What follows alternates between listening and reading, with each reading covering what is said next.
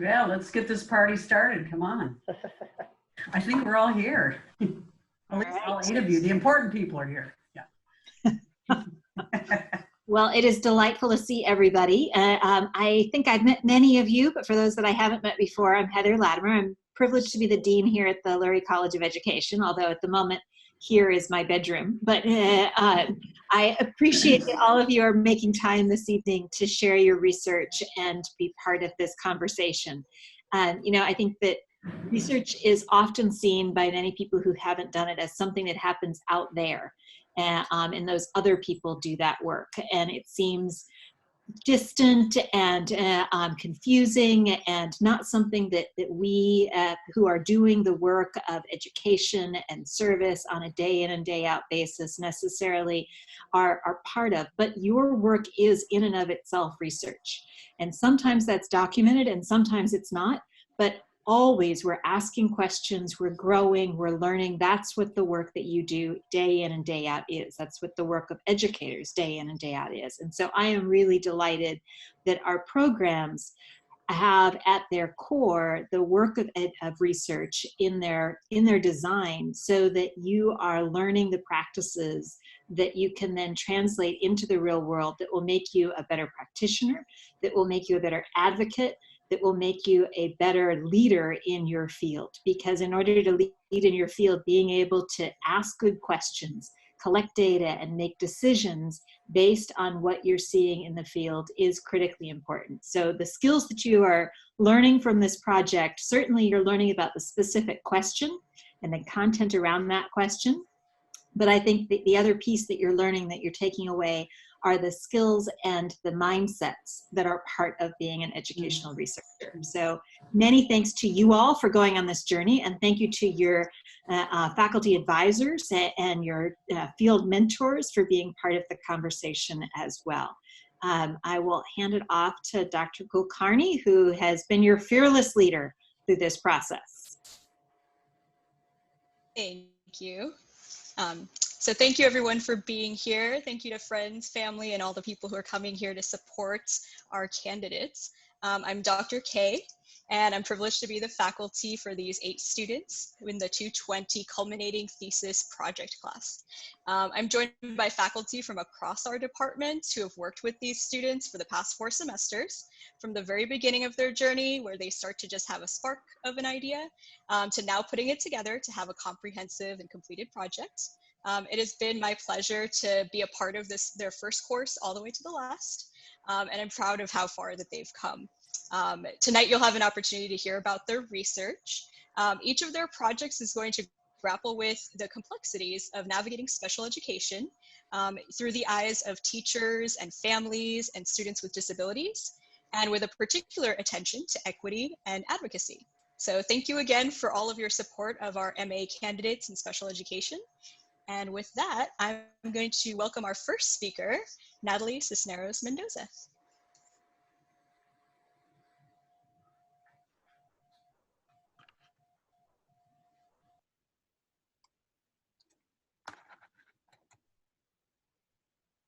Good afternoon, everyone. Thank you for joining us tonight as we each talk about our research topics. My name is Nathaly Cisneros, and my research topic is perceptions of Latina mothers when accessing services for their child with autism. Growing up in a Latino household, I never learned or heard anyone talk about autism. And just like my participants mentioned, once I found out what autism meant, it took me some time to really understand the concept. That is why I became extremely interested in learning more about the knowledge the Latino community had on autism. My goal is to raise awareness and further educate the Latino community on this topic. Next slide. Let me start off by saying that autism spectrum disorder, also known as ASD, is a developmental disability characterized by impairments in communication and social interactions paired with reoccurring, restrictive, and repetitive behaviors. Latinos represent the largest ethnic minority population in the United States and the fastest growing ethnic group in ASD population. Yet, after diagnosis, Latino children with ASD receive fewer evidence-based treatments and fewer specialty care services, than non-Latino white children with ASD. Research has shown that when a family is able to provide resources through knowledge, power, and social capital, there are beneficial outcomes for those who have children with disabilities. Next slide.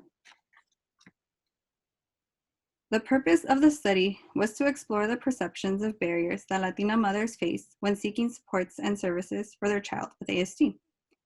In order to do so, qualitative research was used to understand the issues Latino mothers face. The study may benefit students, educators, and the community. It could also bring awareness to the issues that Latino families face. Next slide. Qualitative research was needed to address my research question in depth. The research question was, what barriers do Latina mothers report experiencing as they seek out support and services for their child with ASD? Next slide. In 2013, Magaña described that it is important to facilitate access to treatment for all in order to provide equal access to autism-related services for those who come from disadvantaged backgrounds, like the Latino community. According to a 2016 study by Rado, the role of culture in ASD has been too often neglected in research. In 2002, Daly found that although there has been significant advances to improve ASD diagnosis, there has been little focus on how cultural factors may influence the diagnostic process. Next slide. Qualitative data was collected through open-ended and unstructured interview questions. The qualitative-based research explored families' perceptions of the disparities in support and services for their children with ASD. My participants were found through a parent support group of Latinos with children on the spectrum hosted at a nonprofit organization called Parents Helping Parents, also known as PHP. Next slide. My participants were all Latina mothers of male children with autism. The children ranged from ages 5 to 7 years old, and the child had received some type of support or service either in school or outside of the school setting. The children were enrolled in school and had an individualized educational plan or IEP with autism stated as their primary disability. Next slide. For my data analysis, interview responses were transcribed and translated from audio recordings and converted to text. The written format became data that was analyzed thematically. Thematic analysis was used to examine emerging themes about barriers faced by Latina mothers of children with ASD. Next slide. This quote was taken from one of my participants, Carmen, who explained her son's unmet need when the school failed to provide the service that had been stated on his IEP. She discussed how her son missed out on a year of occupational therapy. She explains, at the end of the school year, I found out that he didn't have the minutes as stated in his IEP because there was no occupational therapy. They told me this in the summer, so all the time I wasn't able to recover. He didn't meet his goals. One of his goals was to write his name, and he didn't meet that goal. I feel that they could have done more. They could have told me there was not going to be a therapist for that time, so I could find an alternative. Next slide.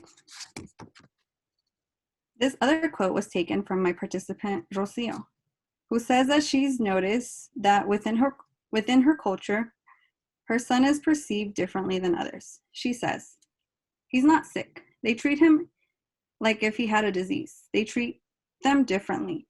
I imagine because they don't know how to treat them or how to treat someone under that condition.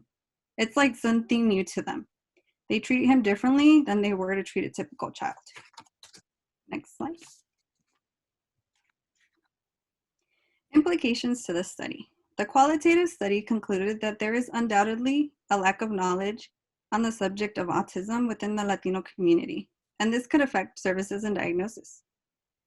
Service providers need to improve their criterion and provide bilingual services to meet all the family's needs.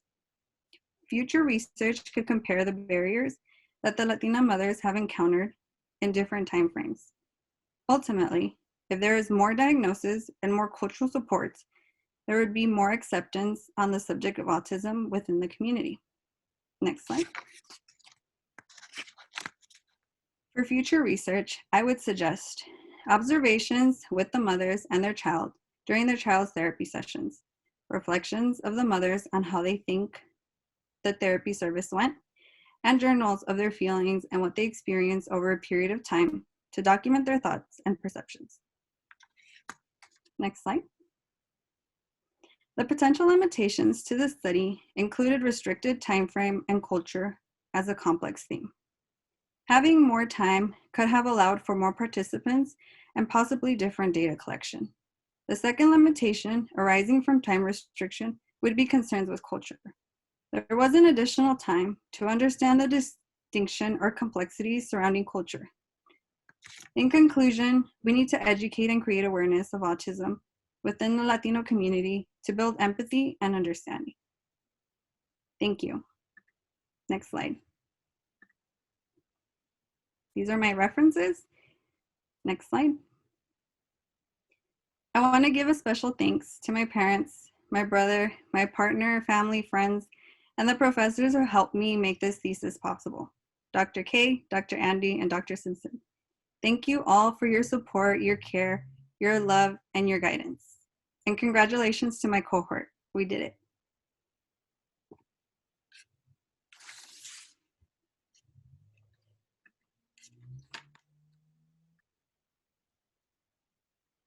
All right, next up we have Marissa Richers.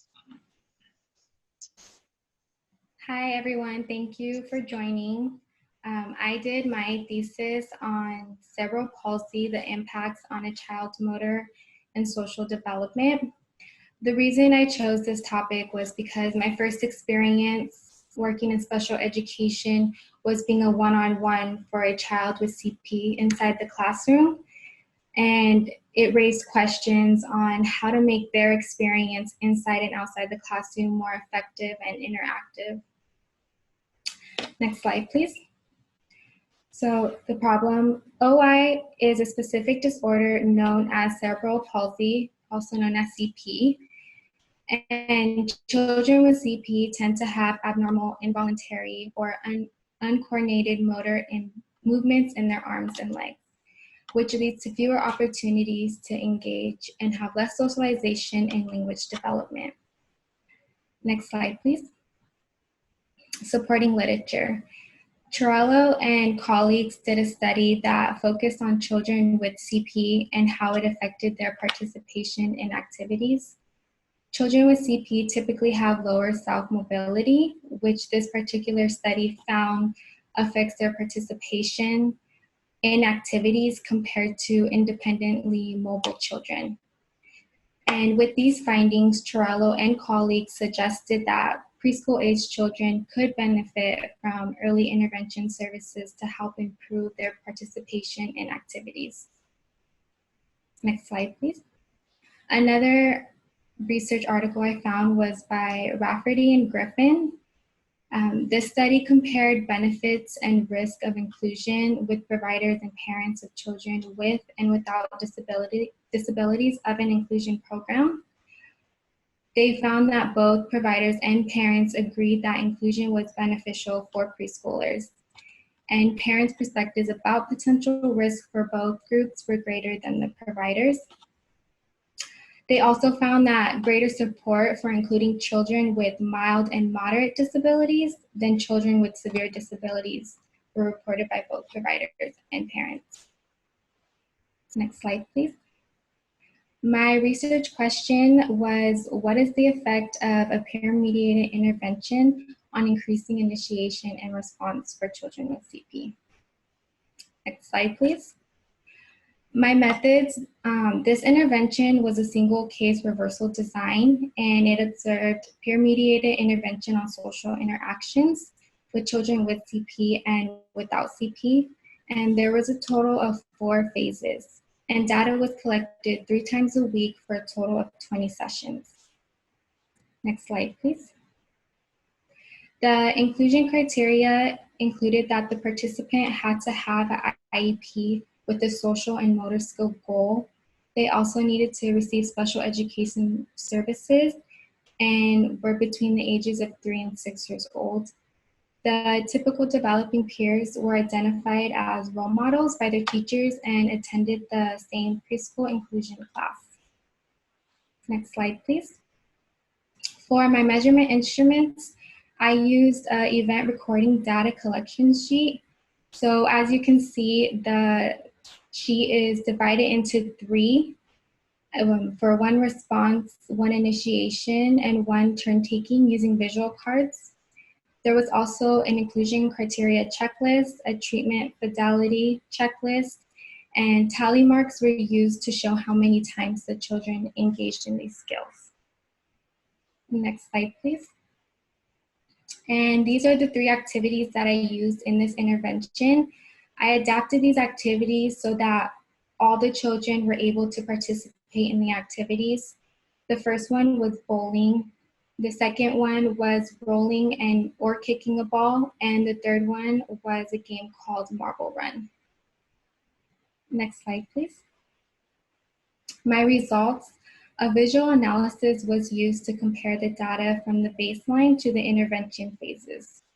Mean and standard deviations were calculated in regard to the frequency of initiation and response.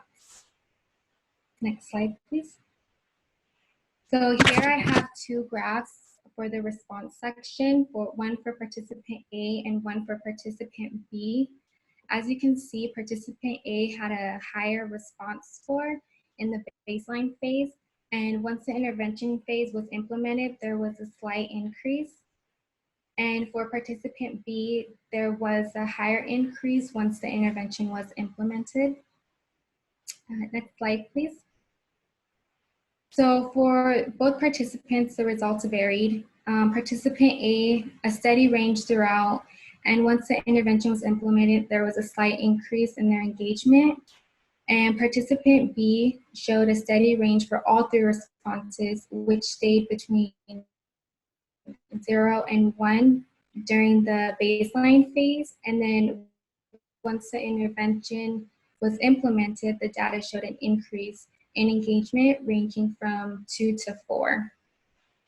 So there was a more dramatic increase for participant B. And participant B was more mobile compared to participant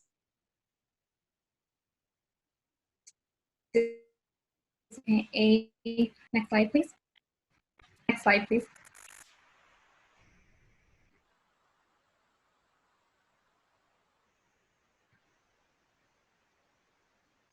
Do we lose Brian?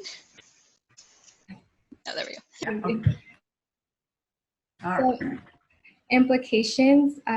As future research continues to be discovered, more progress towards finding strategies can be determined. Interventions are very valuable and can show which ways work inside in order to bring inclusion inside and outside the classroom. And with support from educators, parents, OT, and speech, children can better reach their development and social goals. Next slide, please. Limitations. There was a small participant sample size, so all 2 had collected data, and it was limited to 1 setting and limited attention towards the last activity. So as I was collecting data, I could see that during the 3rd activity, there was less focus, so maybe doing 2 activities instead of 3, and a lack of teacher and parent interaction. I think that maybe interviewing teachers and parents would be very helpful just to see things from their perspective as well. And the total number of focus groups, there was 1 in the beginning, but maybe adding 1 or 2 towards the middle and end would be very helpful. Next slide, please. So use for future studies. These activities can be used with all students and are easy accessible. The event recording data sheet can be used on any grades and can be altered to meet the child's needs. Next slide, please. And these are the references that I used in the slide. Next slide, please. And I just want to say thank you to all my wonderful professors for help guiding me these past 2 years, my cohort for being so helpful and supportive, and most importantly, thank you to my family for being my biggest support system throughout this journey. Thank you. Thank you, Marissa. Next, we have Fatema Rahim. Hi, everyone. Thank you for joining us today. My research was done on the impact of South Asian cultural views on parents of children with special needs, and I really resonate with this topic because I come from a South Asian background, and there's a child in our family who's an adult now, but he is on the spectrum. So a lot of the information found and what we researched on really related to my experience. Next slide, please. So when we look at the statement of the problem, one of the biggest issues is that there are definitely cross-cultural differences. So according to Desai and others, they said that disabilities are perceived differently depending on the culture and the views of the children and on their behavior as well. And then there's really a lack of support from the cultural community. Society tends to have a narrow view of children with disabilities within the South Asian culture. And then they end up distancing themselves from the family. And then there's a gap that can be created between the children and their family, along with the peace, support, and guidance that they need during this time. Minhas and others state that children are not really receiving adequate supports while their families are struggling with acceptance, trying to care for them, and keeping up with the societal expectations. Next slide, please. So we have 2 research questions. The first one is, what are the barriers associated with South Asian cultural perceptions that impede diagnosis and seeking early intervention? And then the second one was, what are the attitudes of South Asian families and community members towards children that have special needs, and how do they influence seeking services and interventions? Next slide, please. So when we looked at the existing research, we dug deep into perspectives of the caretakers cross-culturally, and it was found that families cope with taking care of their children in a lot of different ways, and they don't necessarily align with the Western research findings. And then Minhas states that regardless to the proximity of services, most parents believe that the professionals didn't have enough knowledge of their child's needs, with ASD in particular, and regardless if it was a healthcare professional or a teacher, the parent really relied more on a spiritual, religious, or traditional healer within their faith. Next slide, please. And then when we looked at coping and stress, we found that most parents endure stress and depression when there is a lack of support due to the traditional values, the lack of effort in understanding the cultural differences within the school and healthcare system. And perceptions of disability reflect a huge mix of traditional and Western beliefs. And in Daoji's research, he found that one of the mother's main goal was for the child to just have a normal life. Next slide, please. So the method for this study was that we used a cross-sectional survey that collected data at a single point in time. The questions were geared towards the family backgrounds and the details of the disability, along with their experience throughout the whole process when they found out that their child had a disability. All of the participants were South Asian parents. They were recruited through a convenience and snowball sampling method, along with parent support groups through different means of social media. Next slide, please. When we analyzed the data, we used descriptive statistics, and we found that there were results from multiple generations.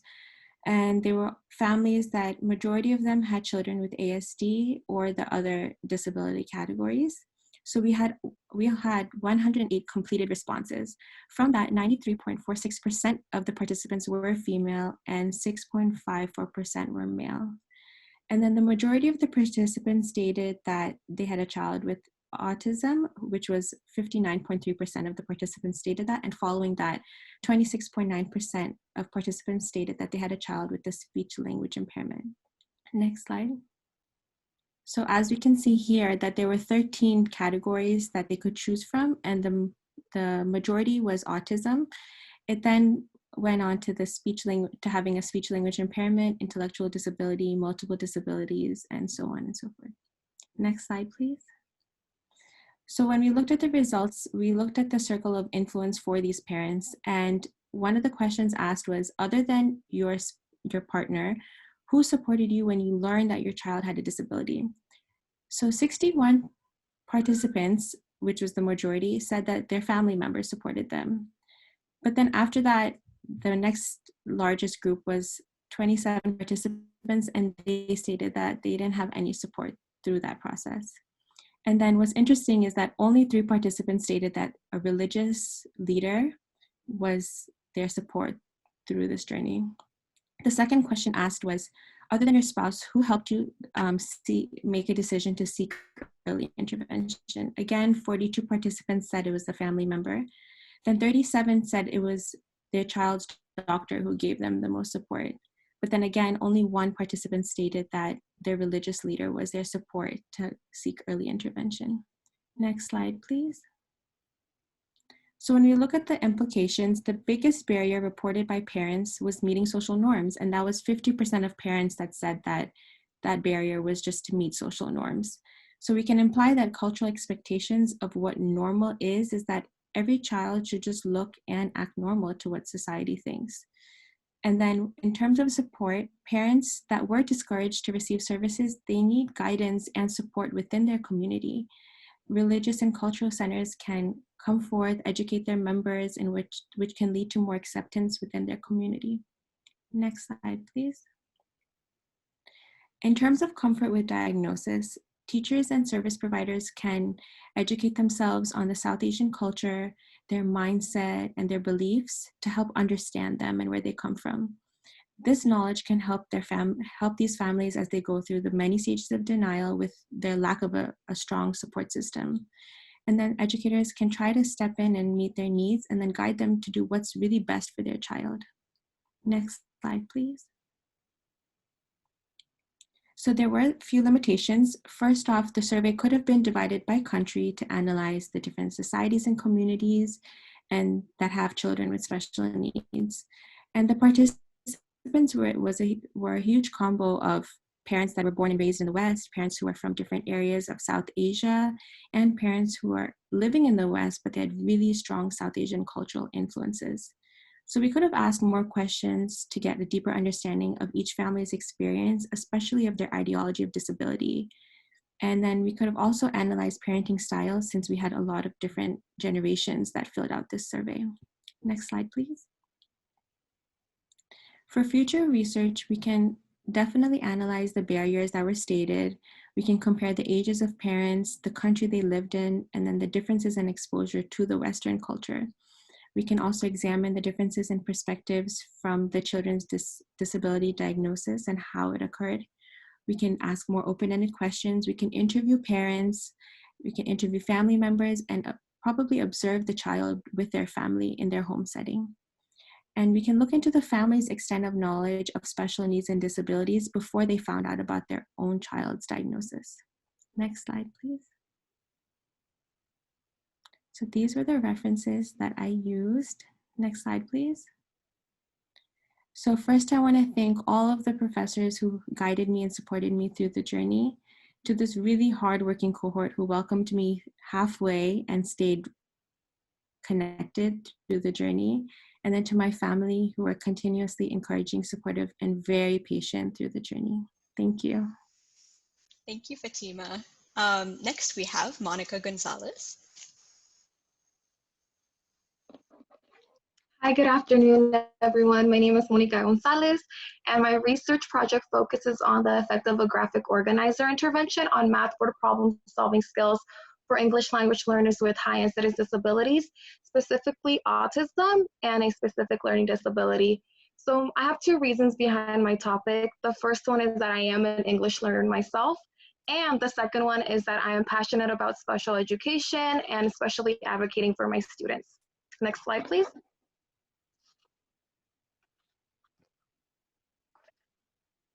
So the statement of the problem, students who are English learners and have a high incidence disability, such as autism or a specific learning disability, may struggle with complex math problems.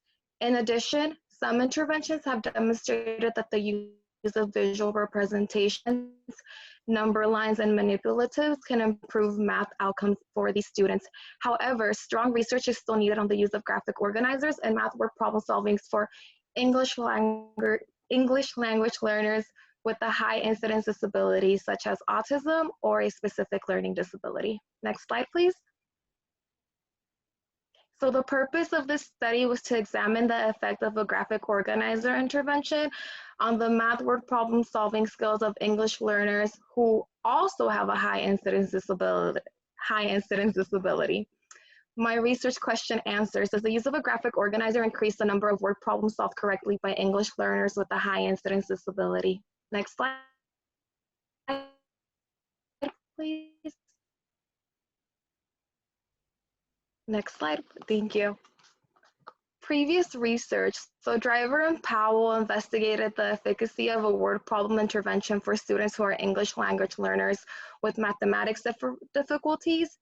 The results indicated that the students improved their word problem solving scores with intervention. In addition, Root and other researchers evaluated the effect of modified schema-based instruction on mathematical word problem solving skills, and also this intervention was effective. And teachers also agreed that the graphic organizer was beneficial. However, both of these studies only focus on one specific group of students, English learners with autism or English learners with a specific learning disability. Next slide, please. So my study is a single case reversal design. It's consisted of 4 phases: baseline 1, intervention 1, baseline 2, and intervention 2. It was 4 weeks long and was consisted of 18 sessions, and the setting was in an inclusive first and second grade classroom. My participants were all male, 6 students from the ages of 6 to 7. 4 of the participants have an eligibility under their IEP for a specific learning disability, and 2 of my participants have an eligibility of autism under their IEP. In addition, all of the participants spent more than 70% of the time in their general education classroom, and their IEP and their individual education plan also addressed a math word problem solving goal. Next slide, please. Okay, so for the materials that I used, I gathered my word problems from the general education curriculum, and it aligns to the California Common Core standards. My independent variable was the word problem solving intervention, and the dependent variable was the number of word problems solved correctly out of 6 problems. For measurement instruments, I used a word problem daily worksheet and an intervention fidelity checklist. For validity, I used the resources provided by the elementary school I work for, and the word problems were also reviewed by a group of general education teachers. And for reliability, I had a second data collector trained to also score the math word problems. Next slide, please. This was my recruitment flyer. I had one of my coworkers help me with this because I couldn't recruit my participants myself.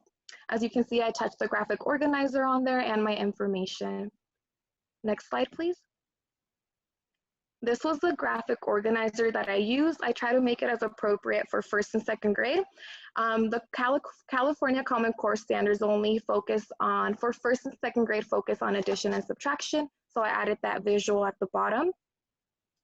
And this was meant to make it easier for my participants to solve word problems. Thank you, next slide. For data analysis, the percentage of answers correct of each session was collected for each participant. I used visual analysis to analyze the data and identify any changes between the baseline and intervention, and I'll talk about that more later. In addition, the mean and standard deviation of each phase was calculated for every participant, as well as the percent of non-overlapping data points. Next slide, please. These are the results for my students who are English learners with a specific learning disability. As you can see, a minor increase during the intervention phase. The intervention phase is the second and the fourth columns. Those focused on the use of the graphic organizer. The first and the third columns focused on baseline, did not use the graphic organizer. There is a slight increase, but it's not a steady, there's just a variety. Thank you, next slide. These are my students who are English learners with autism. As you can see, and again, these are not the real names of the participants. As you can see with Eric, the graphic organizer seemed to work, but however, the data shows that Enrique's data did not have any trends whatsoever. Next slide, please. So the findings, most students scored slightly higher in the intervention phases. However, the correct responses did not remain consistent during the baseline and intervention phases. 2 out of the 6 participants also had an attention goal on their IEP, which may have also played a role in their scores. In addition, 5 out of 6 of the participants demonstrated a higher mean of correct responses from the baseline to the intervention phases. However, all of the participants had data points that overlapped from the baseline to the intervention phases. Next slide. The limitations. For my study, I used a specific small group of participants. In addition, the timing of the study was also a limitation because I would collect intervention data, but then we would have a 3-day weekend. So that was 3 days missed of data. And in addition, the inter-observer agreement data was also variant, and that could have been, a lack of communication could have been the problem. And for implications, the graphic organizer can easily be used with all students. The study can be replicated by using a similar graphic organizer that targets different grade levels. In addition, the general education teachers can conduct a similar study with the whole class and compare data. And furthermore, a pretest and a post-test design can be incorporated to measure the amount of learning that the students have acquired in math word problem solving. Next slide, please. These are the references I used in this slide, in this PowerPoint. Next slide, please. I just want to thank the amazing professors. The SPED department is very lucky to have you. And I would also want to thank my cohort. Thank you for being so wonderful throughout these 2 years. And I would also like to thank my family and my friends. Muchas gracias por su apoyo y por aguantarme. And thank you so much. Thank you, Nathaly. Thank you. Sorry. Thank you. I saw Nathaly's name come across the thing on the bottom. That's why I was like, Nathaly. Thank you, Monica. Great job. Next, we have Elizabeth Sanchez. Hey, Dr. K, before we transition, Sure. we do have one attendee who has their hand raised. Do we want to allow for any questions now, or do we want to hold off until the end? Sure. Do we want to maybe take a little question break in case there are any? Okay. Philip, do you want to, I can allow you to talk if you want to verbalize your question. You should be able to talk now.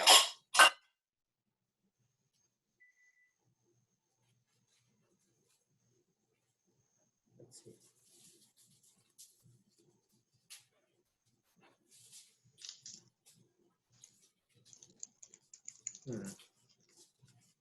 Philip, I'm trying to unmute you right now, but it looks like it's not unmuting you. If you want, you can enter your question in the chat box. Yeah. So if you select the chat option at the bottom of your Zoom window, and then for the to field, if you choose the option that says all panelists and attendees, maybe we can try it that way.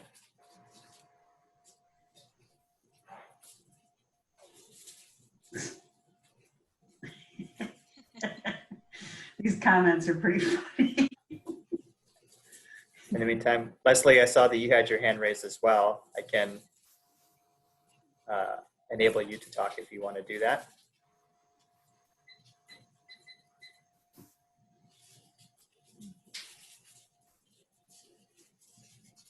Yeah, Leslie was working on the app. Okay. Oh, there is a question, looks like, for Monica. What kept you motivated to keep going? Hi, that's my nephew, Francisco. What motivated me to keep going is my family and knowing that I am a first generation college student, and knowing that there's a role that I have to set and to keep going just to make my parents proud, make my family proud. That's what keeps me going. And obviously, I do have a passion for all my students, for sure. Viva Mexico.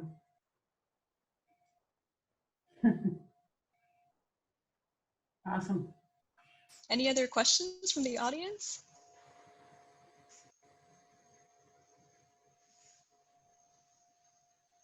Okay, I guess we'll go then to Elizabeth Sanchez for the next.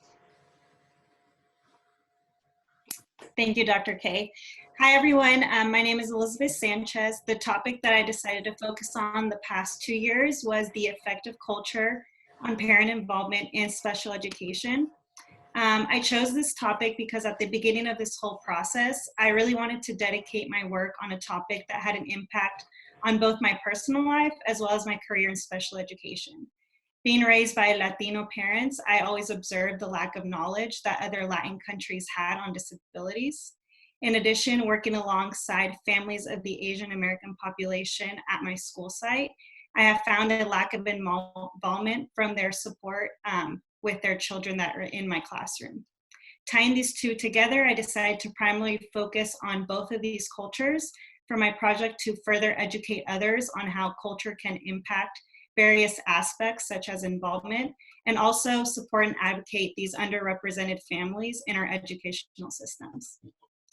Next page, please. So there is existing research showing the need for cultural awareness in our educational systems.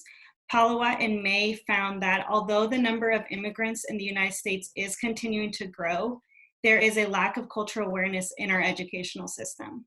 They also found that the cultural differences are often one of the main contributions to a decrease in parent involvement. Sheets and other researchers found that the differing perspectives of Asian American and Latino cultures have been found to be a factor in the lack of parent involvement in special education. Next slide, please. So researchers found that in their native countries, Asian American families are less likely to interact with specialists as they respect and trust authority in the field of special education. So in their study, they found that Asian American parents were less likely to communicate their concerns to authority as they believe that these specialists in the field knew best and their concerns were not validated. Research for Latino families found that they do not hold a sufficient knowledge on disabilities to appropriately support their child's distinct needs. In their research, Latino families were less likely to appropriately support their children early on as they did not have the proper knowledge on their child's disability. Overall, researchers found that there are differing cultural perspectives on disabilities. So while Asian Americans tend to feel shame, denial, and embarrassment and hold less of an optimistic view on their child's future, Latino families believe that their child's diagnosis was sent by God as either a punishment or a gift, and were unaware of their child's disability early on due to the lack of resources available in their countries. Next slide, please. So the purpose of my study was to identify the differing cultural perspectives on disabilities that Asian American and Latino families hold, and how those perspectives impact parent involvement in special education here in the United States. The research question that I focused on was, how do cultural perspectives impact parent involvement in special education for Asian American and Latino families of children with disabilities? Next. So this was a quantitative study, employed a cross-sectional survey design that was administered online. So I had a total of 24 participants. These participants were immigrant parents of either Asian or Latino descent who were also raising a child with a disability here in the United States. These parents were found through various parenting groups on Facebook. The participants indicated that 62 of them were of Asian descent, while 38 reported that they were Latino descent. Disabilities that these parents were raising their children with varied from autism to visual impairments to Down syndrome to dramatic brain injury and multiple disabilities. Data were collected through Qualtrics, an online survey, and descriptive statistics was used to analyze these findings. Next slide, please. So the major finding that I found in my study was that the majority of participants indicated that their culture perceived disabilities as a negative rather than a positive. So 75% of those participants implied that disabilities were viewed as a negative in their native country. Half of my participants indicated that they were not familiar with the diagnosis their child was given. And also half of my participants also stated that they were not well informed when first given their child's diagnosis by professionals such as doctors and educators. Other findings also indicated that only 22% of my participants stated that they were given the option of having an interpreter attend their IEP meetings alongside them. So this indicated to me that specialists did not take into account language barriers, which may have resulted in these participants to likely feel less comfortable to collaborate during a meeting about their own child's education and needs. Next, please. So participants were asked to rank different factors that was most important to them. And the majority of my participants indicated that trust and rapport with specialists at their child's school was the most important factor of them to feel that support. On the contrast, when asked what were some barriers that were keeping them from being involved in their child's education, parents indicated that respect towards authority was a reason that they were not involved in their child's education, the lack of resources from their children's school, and feelings of not being appreciated or supported were also a reason of parents to not be involved in their child's education. Lastly, in an open-ended question, participants were asked how to describe how their culture perceived disabilities. So in this word cloud here on the right are some answers that were given. Some participants indicated that disabilities are seen as a negative, they are seen as a sickness, they are considered taboo, their children are considered dirty laundry, the disability is unknown and hidden from society. Next page, please. So some implications that I found from my findings in this study were that school districts should provide more trainings in cultural awareness to further educate teachers and specialists on school sites on those differing perspectives that families hold on disabilities within their school population. Another one is educators should hold more empathy and acknowledgement when working alongside underrepresented students and families. So understanding that that absence of parent involvement may derive more from the cultural perspectives on disabilities rather than personal reasons can really make a difference to cultural diverse families. Next slide, please. So there were some limitations that did come up in my study. The first one being that the small sample size of just 24 participants may have increased that likelihood of results being skewed, which might have decreased the effectiveness of the study. The other limitation was that some parents indicated that they moved to the United States at a young age. Therefore, they may not have faced the same barriers as other parents who immigrated to the United States at a much older age.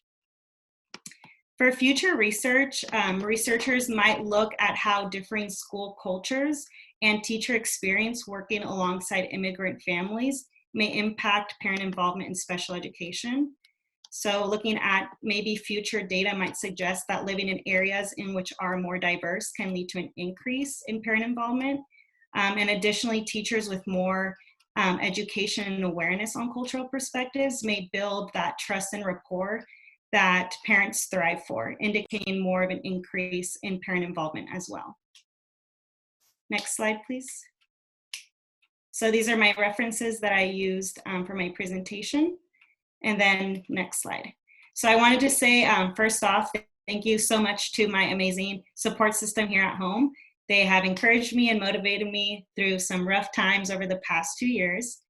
Also to my amazing and supportive professors for your constant guidance and patience through all the meetings, all the check-ins, all the editing. I really appreciate you all. And then last but not least, my wonderful cohort for your guys' friendship over the past 2 years, for all your guys' experiences that you shared was really helpful as well. So thank you, everyone. Thank you, Elizabeth. Next, we have Ashley Highsmith. Hello, everybody. I'm a tad bit nervous, so you got to excuse me. And I'm the last person to get nervous. So my study is on the disproportionality of Black students in special education. This is something that is near and dear to my heart. A, because I've been in special education for 8 years now. I was an aide, and now I am an RSP teacher. And then B, because I've always wanted to be a voice for minorities who can't speak for themselves, whether it be because of their disability or because of their social economic status in life. Next slide. So the statement of the problem: many Black students are being referred to special education programs at a higher rate. Many Black students are having a hard time connecting to current curriculum because it is irrelevant to them. Black students are having a hard time due to current socioeconomic status. I love this picture. I magically found this picture. It's a little girl in a classroom, and if you look at the books, they say poems by white people only, art by white people, are great white athletes, famous white scientists, and Eurocentric history. Basically, that none of this pertains to her. She's not learning anything about herself, which may push her away from her education goals. Next slide. So the purpose of the study / research problem, the purpose of my study was, the purpose is to examine the disproportionality of Black students in special education. Research questions: how do teachers perceive the performance of Black students in the classroom? And then, what are teachers' perceptions of the referral process for Black students in special education? Next slide, please. So previous research, family involvement in SES, what that is an abbreviation for is social economic status. Many Black parents struggle to connect to their students' educational journey. This could be a lack of connection to their academics and or to their teachers. And I kind of just want to touch on that a little bit. 80% of teachers in the United States right now happen to be white, when the classroom is ever growing with minorities. Sometimes parents, sometimes students cannot relate to somebody that does not look like them. Many Black parents also struggle to understand the responsibility that the traditional school system puts on them. This could be attending meetings, or as Meyer Park and Kulkarni say, having a flexible work schedule to be able to assist the students. I've been in school, I've actually taught from first grade to high school now, and one thing that I noticed is parent-teacher conferences are always from 7:30 to 3:30, but what if a parent works from 7:30 to 3:30? How are they supposed to support their child if we're not willing to be reasonable? Next slide, please. The referral process is also something that I looked into. Many teachers do not know the ins and outs of a Black household, and instead of implementing different interventions, many teachers simply refer Black students to special education. That was from Graves and Yee. Shippen and Miller in 2009 stated that the lack of training and education of the Black culture has led to the lack of knowledge as to how Black students learn. Therefore, when a Black student fails, there's a lack of understanding and a push towards special education. Again, instead of getting to know that student, what can I do to reach out to them? We're simply saying they do not learn the way I want them to learn. That means they're not getting it. They should be in special education. Again, I'm looking into lack of culture relevant education. Many studies in chapter 2 that I talked about in my chapter 2 talk about how special education is the new segregation in public school. I'm sure all of us are familiar with Brown versus the Board of Education, when Black students were put into separate schools or separate classrooms. A lot of studies are now saying that they're putting Black students in special education at such high rates that it's almost like a segregation. One of the ways to stop the high percentage of Black students would be to provide teachers training in culture relevant curriculum. Again, that comes from Meyer Park and Kulkarni. And what that could potentially be is just how Black students learn, how the Black family learns. How can you put this curriculum into your daily lesson plans to make a Black student gain accessibility to it more? Next slide, please. So my methods, design, and participants. My design: this study employed an online survey design. Survey design measures perceptions of educators and provides anonymity. There were 22 survey questions, Likert scale questions, cross-sectional survey, and one open-ended question. My participants were general educators who taught grades K through 12 and employed in Central Unified. Shout out to Central, that is my old school district and I went to school there. Next question. I'm sorry, next slide. Participants, grade taught. So this is really important to look at also. Like I said, majority of the people who took this survey happen to be educators 9 through 12, but the ethnicity of participants, 47.73% of the people who took my survey were white. Again, Central is a very diverse community. However, majority of the teachers at Central are white. Next slide. Methods, variables, and instruments. So my dependent variable were teachers' perceptions of the referral and assessment process, Black students' parent involvement, and teachers' views on culture relevant instruction. My independent variable, teachers' perception of Black students in general education classrooms. My validity, a survey was drafted with a general education teacher with at least 5 years of experience. The survey was also reviewed by 2 of my professors at SJSU. Reliability, this survey was piloted with 4 general education teachers, all having 5 years of teaching or more. These teachers also had experience in all the above mentioned fields. Next slide, please. My data analysis. The survey was analyzed by calculating the responses through Qualtrics. There were 3 subsets of questions within the survey: demographics of the teachers, agreements towards statements, and finally an open answer question. The agreement-disagreement questions were all designed to understand the attitudes of the participants towards the referral and assessment process, currently in places for Black students in special education. Next slide, please. Okay, so data results. I'm gonna read a couple of questions and then show you how the different teachers of different nationalities went towards. Black students in class tend to have less parental involvement. So if you notice, we're gonna talk about the somewhat agree and the strongly agree. If you look at the Black teachers from Central Unified, a high number of them said that they strongly agree, and 50% of them said they somewhat agree. The Hispanic teachers said 42% of them somewhat agree. What that's letting me know is that minorities kind of put a higher emphasis on parent involvement. When you go to the white teachers aspects, neither agree or disagree or somewhat agree, but there was none of the strongly agree. Black students struggle in the general education class setting because the curriculum does not relate to them. So we're looking at this again, somewhat agree, 50% on Black teachers, and somewhat disagree, 50% on Black teachers also. Again, somewhat agree, white teachers, 33.3%. However, the Hispanic teachers, what I thought was very interesting, well, they were the only group of people that nearly 15% of them strongly agreed. What that means to me is that they're saying, I understand what it's like not to have curriculum that relates to me and how that can push back my educational career. Next slide, please. Black students struggle in the general education class setting because of their poor socioeconomic status. And it's important to note here, socioeconomic status isn't just about finances.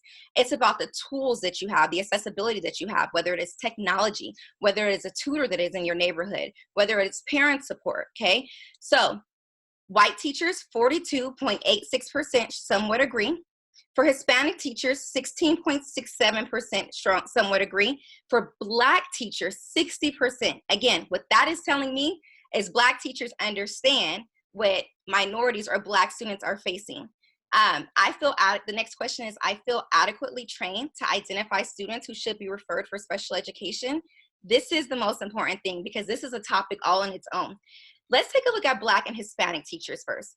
Hispanic teachers say that 57% of them somewhat disagree, while only 28.5% of them strongly agree.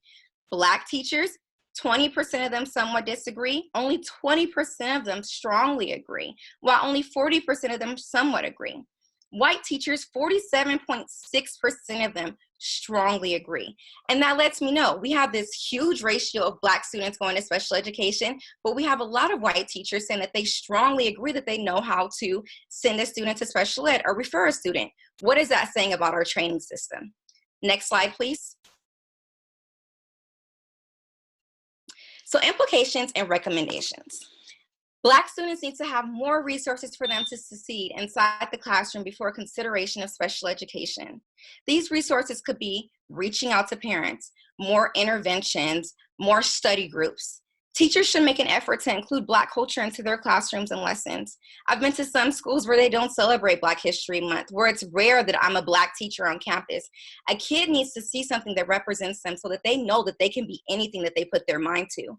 And teachers should try and connect with parents. Okay, so maybe you have to stay to 4 to get a parent-teacher conference, but at least you're involving that parent in their child's educational journey. I love this picture because I've seen it throughout my whole long years of my college career in special education, equality versus equity. Everybody on the equality side has a little box, but we see some people are barely making it to watch the game. But on equity, you see somebody with 2 boxes. I look at the kid with 2 boxes as a Black student.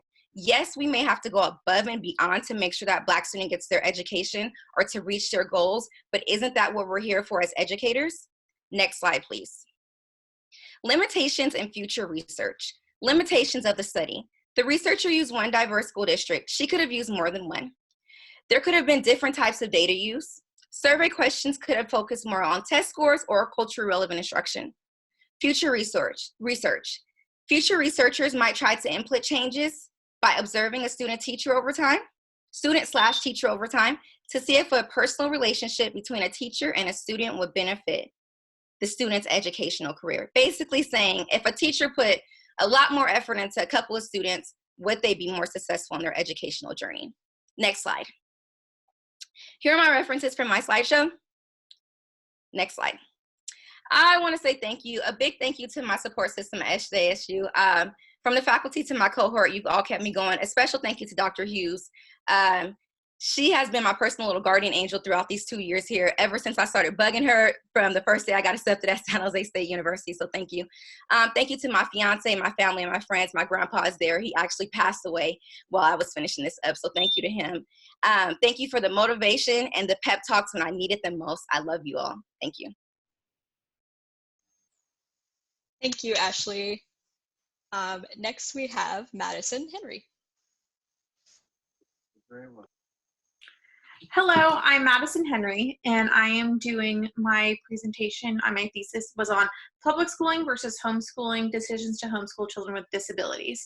And this was important to me because I have many known people in my life who have chosen to homeschool their child with a disability for varying reasons, and I wanted to dive deeper into if there is a common rationale upon all of those who choose to homeschool their child with a disability. Next slide, please. So the problem stated is that there's an inconclusive rationale behind parents' choice to homeschool children with disabilities. The quality of homeschooling environments is not necessarily comparable to that of public schooling environments, and there's a lack of studies on the levels of socialization that homeschooled children get. And the study investigates 2 questions, one being what do parents report as the rationale for choosing to homeschool their child with a disability, and what levels of socialization do parents report for their child with disabilities while being homeschooled. Next slide, please. So literature. So 2 pieces of literature I wanted to note on is a study done by Green in 2007, looking at homeschooling children, and found that parents believe that schools did not do an adequate job teaching character and meeting the needs of children with disabilities. Another study done in 2009 by Field-Smith was done on Black homeschooling families, as most studies involved white middle-class families. They found that 1/3 of children in this study may had special education services, but may not have needed that. Most of all, parents wanted to escape from all levels of racism, subtle or not, by choosing to homeschool. Next slide, please.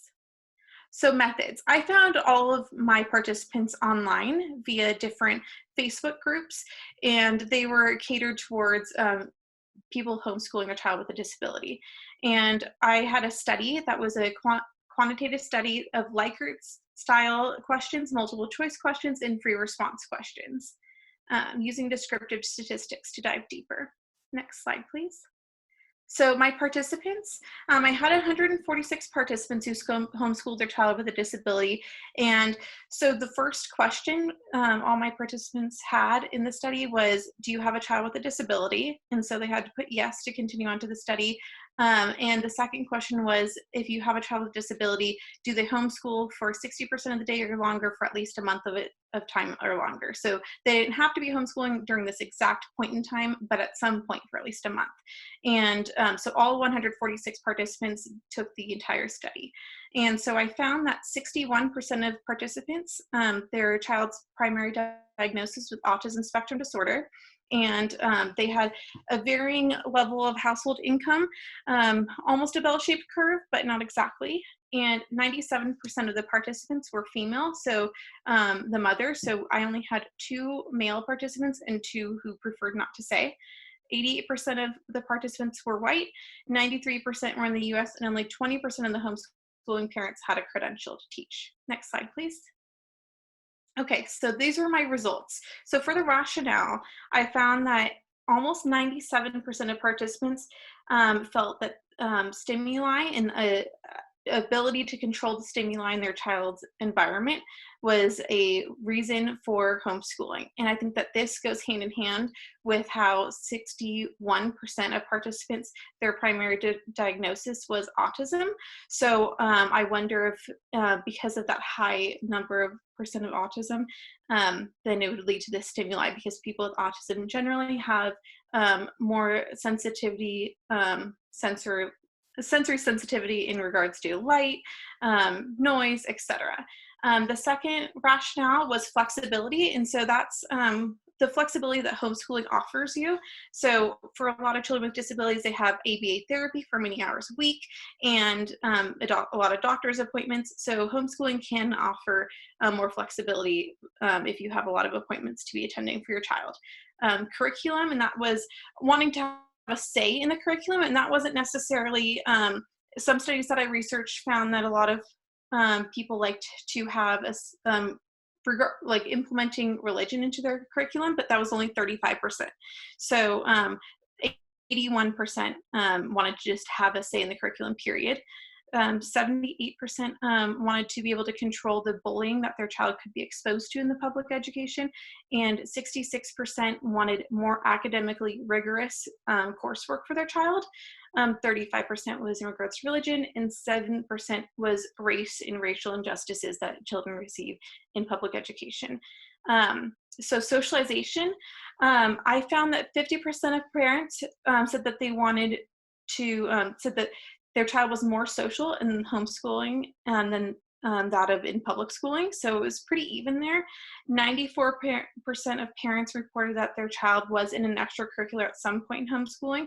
But what I wish that I would have done is that this was, the parents reported that, say, their child played soccer, but it didn't say the amount to which the child played soccer. So if the child was an extracurricular, played soccer one day of 15 years of being homeschooling, then they marked that they played soccer. But if their child played every single week for 15 years, I was still getting the same results. And then 23% of parents put their child back into public school after homeschooling for some period of time. Next slide, please. So further research, I would want to dive deeper into the rationale of fathers and why they chose to homeschool their child with a disability, and if those were the same than that of mothers. And also, I wonder if my study would have had different results if it was a qualitative study, because a large majority of my participants had autism, were mothers, were white, etc. And if it was a qualitative study, I could easily cherry pick those different populations to get a more diverse population. So I could have like 2 people with autism and 2 people with Down syndrome, specific learning disability, etc. So I wonder if it would have an equal distribution. If the results would have been different if I had an equal distribution. And also further research on the level of socialization and really pinpointing that. And also, what does homeschooling look like during COVID-19? Because now all parents are homeschooling their child. And although they're not all making the curriculum, then people who are homeschooling and don't have their child into public education, the results may have been different. And then also, if I were to put out my survey during this time, would my results have been different? I probably would have gotten more participants because everyone is home. And so they can take an online survey a lot easier and maybe have more time to do so. Next slide, please. So these were my references. Next slide, please. And thank you to my professors for their support, expertise, and guidance the past 2 years. To my cohort for helping keep each other accountable and persevering and always keeping each other in the loop. And to my family for always believing in me and teaching me that with grit, you can do anything that you put your mind to. Thank you and love you. Thank you, Madison. Thanks. Okay, and last but not least, we have Dilkash Aziz. Hello, everyone. My name is Dilkash Aziz, and my study is on teacher perceptions of assistive technology classroom implementation. Next slide, please. Assistive technology. Assistive technology is in a device or a system that allows a person to perform a task that would otherwise be too hard, and AT can also be used to help facilitate a task to be performed. AT is important because it promotes functional capabilities and independence of persons with disabilities. Research has also shown that students who use AT in the classroom show academic growth. Next slide. The statement of the problem and purpose of my study. The problem is that teachers believe AT benefits students, but they're not implementing AT in the classroom. The purpose of this study is to explore special education teacher perceptions of AT use and understand the gap between teachers' training and proficiency with the use of AT in their classrooms. Next slide. My research questions. What are special education teachers' perceptions of utilizing AT in their classrooms? And in what ways do teachers utilize AT in their classrooms? Next slide. Some literature. So a study done by Chukwumika and Samela. They did an international study and used a descriptive survey design to investigate teachers' perception and factors that are limiting the use of high-tech AT. Their study proved that AT devices improve delivery of instruction, increase teaching and learning in special education classroom settings. Their study also suggests that there's a need for organized workshops, seminars, and trainings for teachers to update their knowledge and skills with AT. The literature and data from my study both support that there's a need for more AT training in the form of courses embedded in teaching programs and ongoing workshops. Next slide. Another study done by Michaels and McDermott in 2003, they conducted a national survey of special education teacher preparation programs related to AT integration. Their study found that special education teachers must feel confident with AT and implementation strategies in order to meet the needs of their students and to provide opportunities for participation. This correlates with my study because my participants reported that they felt confident using AT with their students due to experiences. But they also reported that if it was their first year of teaching, that they would not feel confident using AT. Next slide. So the method for my study, what I did, I used a qualitative design. My data sources were observations, interviews, and journal reflections. I recruited participants by a flyer, so they responded to a flyer saying that they wanted to participate. And during the study, they responded to interview questions about their experiences using AT, trainings received to implement AT, and their comfort level using AT in their classrooms. And then observations were also made in their classrooms to see how AT was used daily with their students. And a journal prompt was also provided to see teacher perceptions utilizing AT through their writing. Next slide. Participants, this is my table. So I was fortunate to gather data from all grade groups. So I got data from transitional kindergarten, 1st through 3rd, 4th, 5th, 7th, 8th, 9th through 12th, and even adult programs, so ages 18 to 22. And all the classroom settings were moderate severe.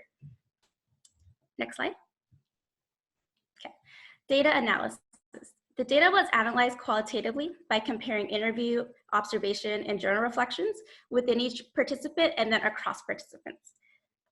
So I also used a case study approach, and I used codes to match participant data. I looked at all data sources from participants and identified themes from their responses and sources of data. The major themes are teacher perceptions, teacher training, and teacher self-efficacy and confidence. Next slide. Results. This is a quote that I'm going to read. The kids that need help to speak are no different than the children that need glasses to see. Unless the child can read and spell, the choices must be programmed. Having core vocabulary is important and should be available to everyone. If we start using technology and core vocabulary in kindergarten, students will be using it by the time they get to my class. Then we can work on building sentences instead of one-word responses. I think more emphasis should be put on using AT in the classroom. And this is from participant 3, so this is a 4th and 5th grade teacher. This is from her journal reflection. So she's saying that, you know, we should have this early on. We should start AT early on, and that we should provide core vocabulary so that they're able to use it in their older grades. Next slide. Another result for teacher perceptions. A lot of people look at our kids and think that the kid can't think, kid can't communicate, so they will talk to the adult and not to the kid. So AT gives the student the opportunity to show what they know so they can be treated like a typical developing human. And this is from participant 2, the 2nd 3rd grade teacher. And this is from her interview. And we see this happening in the community, in schools, and at home. Next slide. Results continued. So results related to special education training.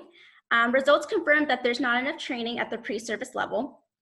Participants reported that they had little to no AT training during their teaching programs. Participants reported that they learned more about AT on the job from experience with their students using AT and then their teaching programs.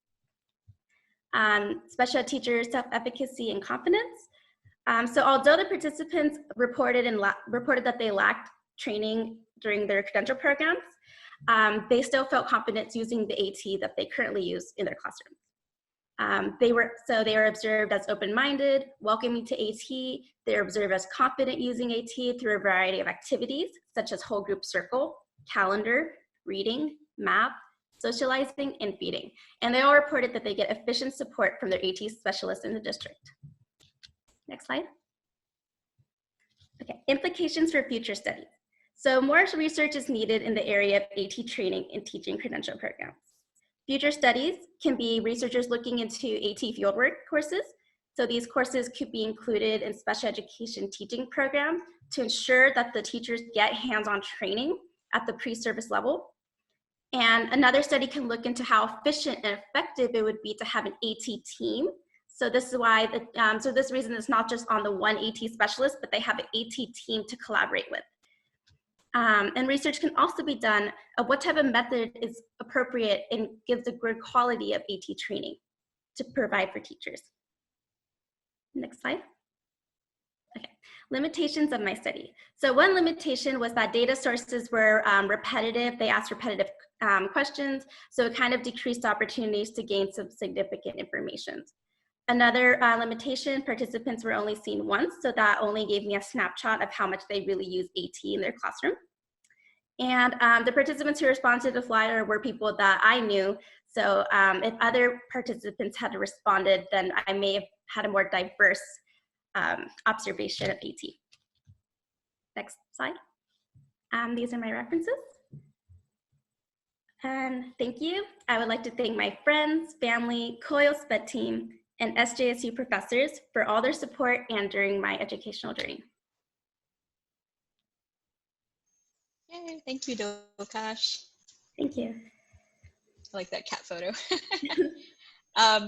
If we have about 10 more minutes, so does anyone have questions or want to send any messages before we kind of close out here? Getting lots of congratulations.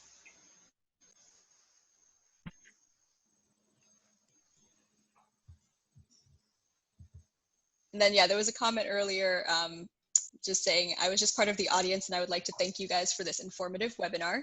I agree that we shouldn't be educators, but as well as providers for every student. God bless for each and every one of your guys' findings and hard work. It is much appreciated. Mm-hmm. I have a question for every study, but it's just going to take way too long, so we're not. But I'll email you separately some questions. But I thought it was excellent. Thank you.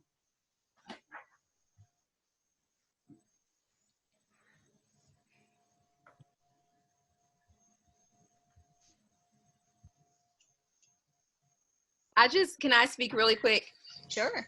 My dad has listened to the whole presentation and he just wants to say that he's impressed. Dr. Hughes is like nodding because you know he has a million questions for everybody.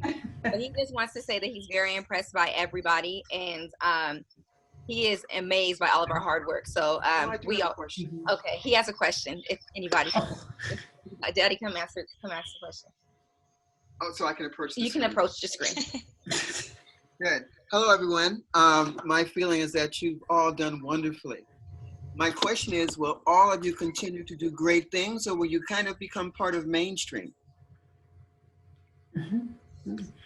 Yeah, my question was, when are you going to sign up and apply for a PhD program? I hear you.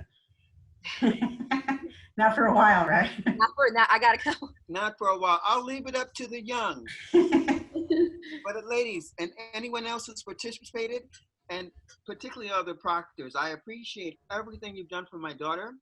And listen, I'm a firm believer in the pay it forward thought. Give when you can and borrow so others can see. And that's the thought. So again, ladies, gentlemen, do exactly what you're doing and continue the process. We need more soldiers. Thank you so much. Thank you, everybody, for listening to me. So I have a question. Great job for everybody. I really appreciated all of your thoughtful presentations and the stance that you started from of wanting to do right by our students, do right by our communities, and really believe that you started from there and did work that will position you to lead those conversations moving forward. My question is, what surprised you in all this, and what is the thing that maybe keeps you awake at night or makes you think about your work differently?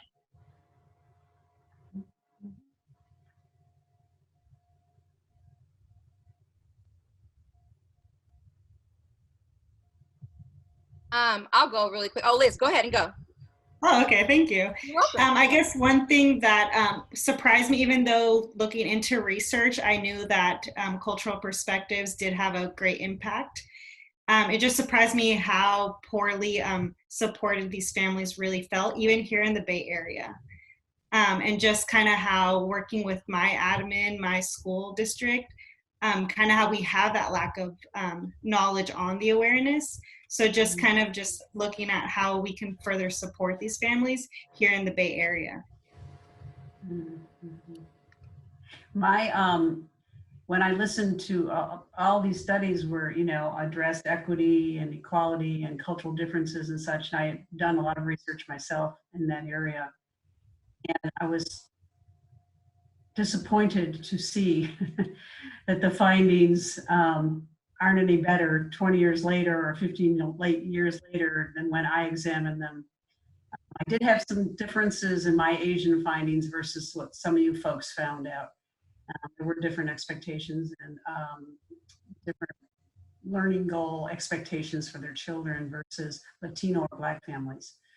So anyway, I could go on and on, but I don't want to. But I was just a little disappointed that the families still aren't informed enough. And I really feel most likely it's got to be, some of it has got to be due to the EL piece and the lack of interpreters. And I cannot believe I'm still hearing we don't have interpreters at meetings, and paper isn't in all the different languages that it needs to be in, so families can read it, etc. So thank you. It was very interesting, the findings to me. I think what was interesting for me, being, Black educators, I taught in the Bay Area for a year, and then the Central Valley is primarily Hispanic, so I've been around minorities, but when I looked at data from like the South, in Alabama, 50% of students that are in special education are labeled ID if they're Black. And when you ask teachers, why did you do that? They really can't give you an answer. Like, they can't give you a set answer. It's more so like, oh, well, their moms didn't have a high education, or they're not trying as hard as they can in school. So for me to be Black in education, to be trying to help as many minorities, well, I'll take that back, as many students as I can, especially the students, like I said, that can't help themselves, it just made me think to myself, like, what are they doing in education? Like, where do we go wrong here? Because you're not giving that kid a fair chance. So it was very surprising to me to see the statistics.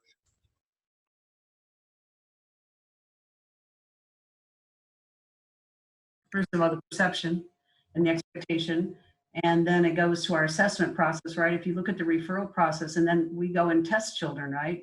And half of those standardized assessments are biased.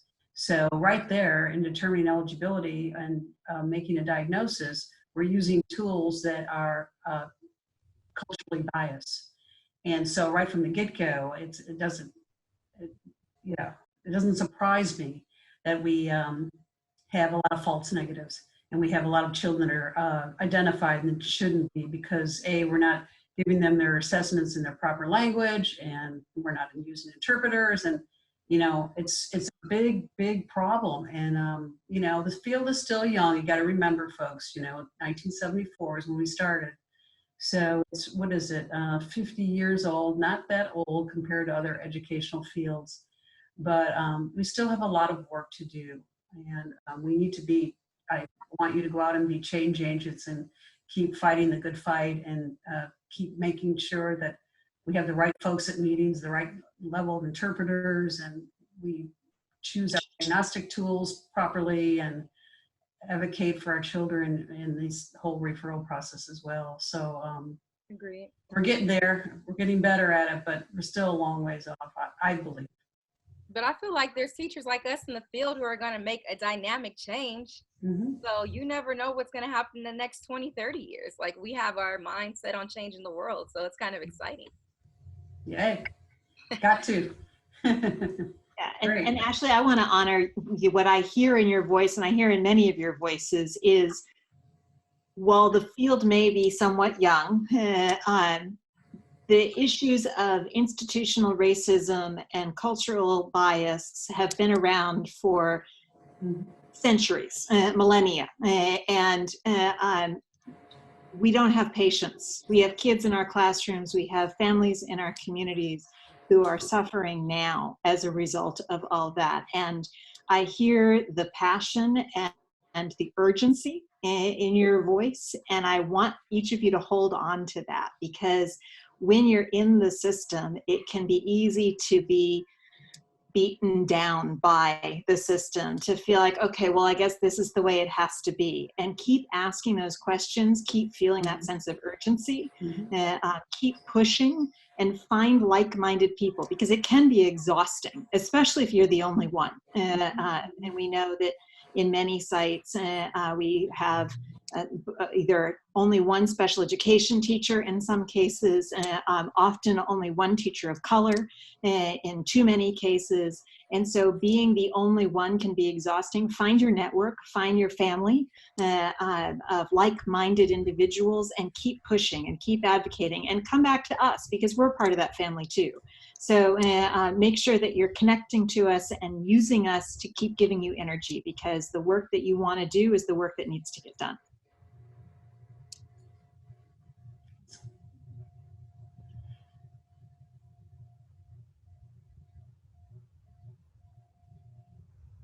Anybody thinking about PhDs? Now that you finished your master's? I'm so glad my dad is out of the room, because he talks to me about that every day. I haven't even got my master's in the mail. So I'm so glad. Well, we have a great doctoral program. Yeah. I know you need a few years. You need a few years in the field to get lots of experience, and then you'll have lots of questions to answer with your research. So you gotta put some time in the clinic there. Should I close up, Siley? Yeah, it's 8:30. Yeah. Okay. Yeah. Well, first of all, I'm going to change my outfit for you. Where is it? I'm going to make sure. Sharing me, Peg. I know, I gotta, no, it's I'm not. getting excited. I gotta see if I can find. Oh. What's it gonna be? Remember I had my graduation outfit on the other day? Like a couple of slides ago. Oh, there it is. Oh, there we go. Okay. There we go. Okay. That's safe. Here we go. Now I'm all ready. I'm all dressed up for you. Okay, here we go. Okay. So in closing, we are so proud of these truly exceptional graduate students as they completed an incredible amount of work to investigate and find answers to important research questions related to special education. The results of these research projects have implications that will ultimately benefit students and programs in schools. We are also very grateful to the outstanding guidance and support from Dr. Andy Gallagher, Dr. Siley Kulkarni, and Dr. Lisa Simpson, who taught the 4 research classes in which these projects were completed. Lastly, we would like to thank all the families for all your support and any sacrifices you have made. I'm sure you are as proud as we are of your MA graduate. Now it's time to celebrate. It's time to take a break. It's time to enjoy the summer and for COVID to go away so we can all go out and have a nice dinner and what your favorite beverage is. So congratulations to all. And I'll miss you guys, so come and drop by once in a while. Come and see us. Remain alumni so we can all hang out a little bit together, a little more. So congratulations again, and thank you. Good work.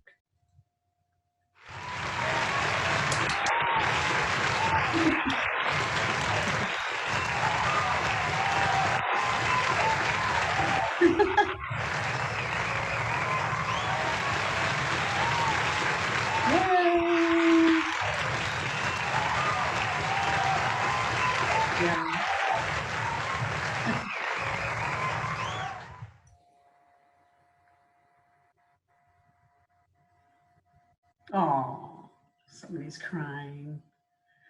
Okay. Bye-bye.